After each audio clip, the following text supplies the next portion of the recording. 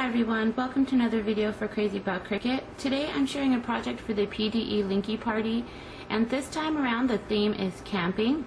So I thought of the perfect stamp set to use for this theme, and it's this one right here. It's called Camper Crazy from Close to My Heart, and it's so cute. It has the most adorable little trailers. It has some fun sentiments: are we there yet, home is where we park it, and you make me a happy camper. It's got a fun little cloud and a tree, so it's just perfect for like layouts or cards or treats or anything. So actually I decided to make a treat with this one. We did go camping a lot this summer, and sometimes they were far away where we went camping, so I thought it'd be fun to have a fun way to give the kids some treats, because my kids always get hungry a lot. So this I thought would be a fun way to give them some treats and distract them from thinking about, are we there yet? I did use the stamp set to create a scene here on the front of the fry box, and I thought some Rice Krispie treats and some graham cracker goldfish and some fun little candies tucked in there would be a great way to distract them from us not being at our destination yet. I did want to show you today though how I colored the front of the images on the front. I am not the hugest colorer. I think the Shinhan markers from Close to My Heart are amazing. I am just not a huge colorer because I think you need to have more patience than I have. So what I like to do is just do little detail coloring and add just little pops of color, and that way it doesn't take a whole lot of time, which I don't have either, but you still get like a super cool look. So let's see, let me go ahead and take out the treats again. And I also, aside from coloring the images on the front, I also added some color to the sentiment there. And let me go ahead and show you how I did that, because what I did is a technique with the inks. Let me go ahead and bring this over and zoom in just a bit and show you how I did it using the cards. First, let me show you actually the colors that I used are the black ink for stamping the base image. I used some desert sands. I used Glacier, which is a really nice light blue shade. I used Topiary, which is lighter than forest green and darker than lighter green, so I like the shade a lot. And then I also used this Honey, which is a nice shade of yellow. So again, let me go ahead and bring this back over, and let's start with the clouds.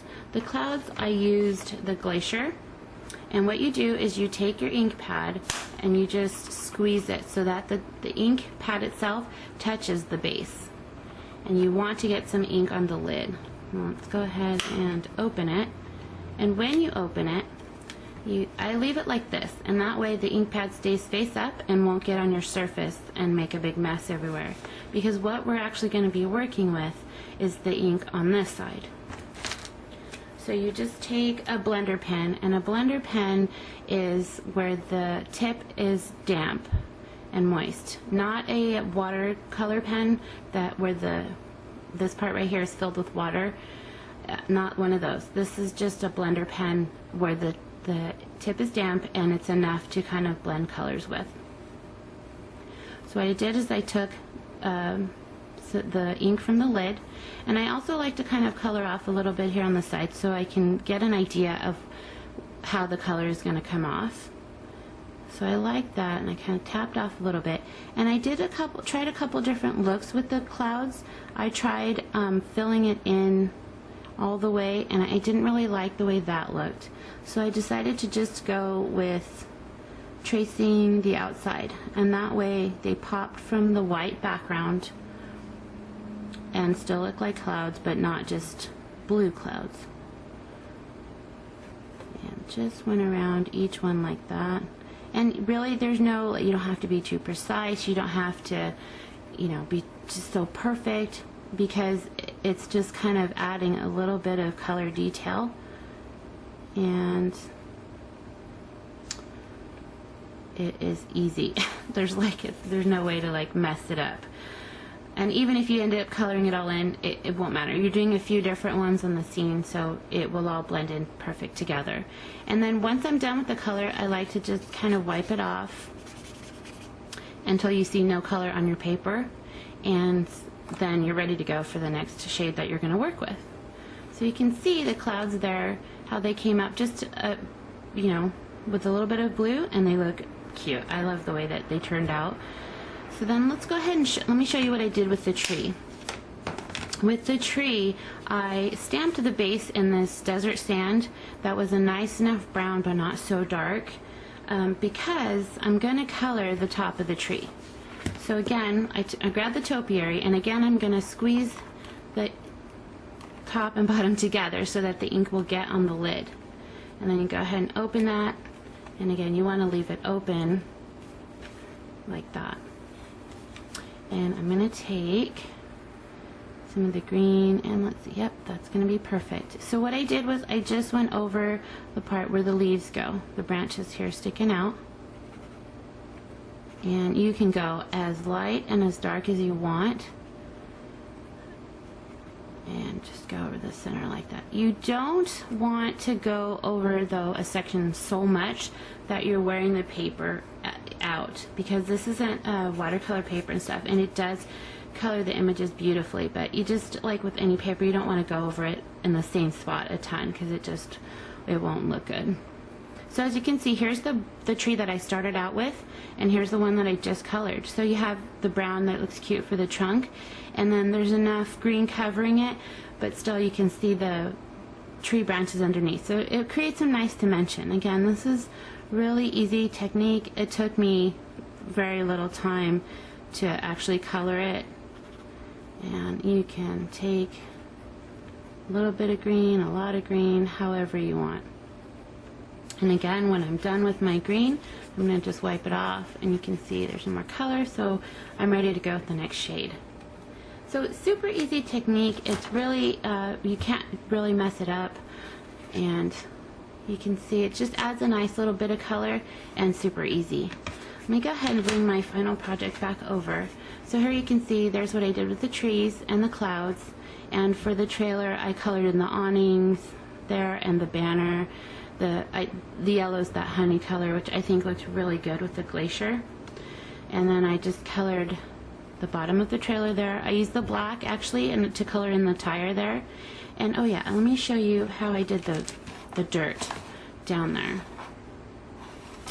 I brought in, the other thing I wanted to show real quick is this one. I didn't squeeze the color onto the lid. I brought over the desert sand and a finger dauber like that, and this one, just take the finger dauber and you get it on the ink pad. Now this one I recommend kind of playing a bit onto paper so that you can really get a feel for how the ink is going to come off the dauber, because if you go like this you can end up with a very distinct circle, which you don't really want for this kind of look. So what I did was I kind of very gently went onto the paper. Let me go back in a little bit. Very gently went onto the paper, and so then I didn't end up with any distinct circles. I ended up with the color that I wanted, but no like outlines of anything. And then I can go back over if I wanted it darker here.